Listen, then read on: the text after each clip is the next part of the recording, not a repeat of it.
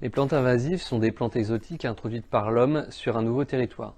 Elles peuvent être introduites volontairement, comme dans le cas des plantes ornementales, ou accidentellement sous forme de graines contaminant des marchandises comme les semences d'espèces cultivées, blé, maïs ou soja par exemple. On est entouré de plantes exotiques parfois sans le savoir, dans nos jardins et parcs, sur nos ronds-points, mais aussi dans les milieux naturels et cultivés.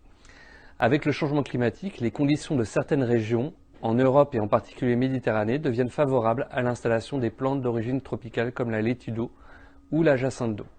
Les échanges internationaux s'intensifiant, il existe aujourd'hui des risques accrus d'introduction de ces plantes lors de transports de marchandises. Sur environ 6000 espèces végétales sauvages en France, on dénombre environ 700 espèces exotiques naturalisées, c'est-à-dire des espèces qui ont été introduites et qui se reproduisent à présent de façon autonome sur notre territoire. Certaines de ces plantes peuvent avoir un impact néfaste sur l'environnement et la biodiversité, en colonisant et en envahissant des écosystèmes présents en France et dans l'Union européenne. Elles peuvent également coloniser des cultures et entraîner des pertes de rendement. Elles peuvent enfin présenter des risques pour notre santé. Par exemple, les ambroisies sont des espèces très envahissantes et émettent un pollen hautement allergisant pour l'homme. Les pollens d'ambroisie comptent parmi les plus problématiques en France. Il suffit de quelques grains de pollen pour déclencher des symptômes. Autre exemple, la berce du Caucase qui peut atteindre 5 mètres de hauteur. Sa progression est estimée à 10 mètres par an et le nombre de sites envahis a doublé, notamment le long des axes routiers ou le long des rivières.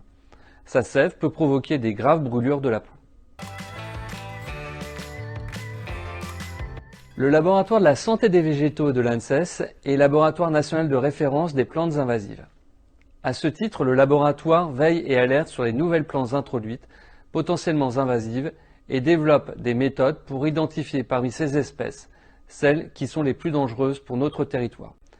Il réalise des analyses de risques phytosanitaires dans le but d'étudier et d'évaluer la capacité de la plante à impacter la santé de l'homme et à perturber les milieux. Le laboratoire mène également des travaux de recherche pour mieux comprendre les caractéristiques de ces plantes et dans quel milieu elles se développent.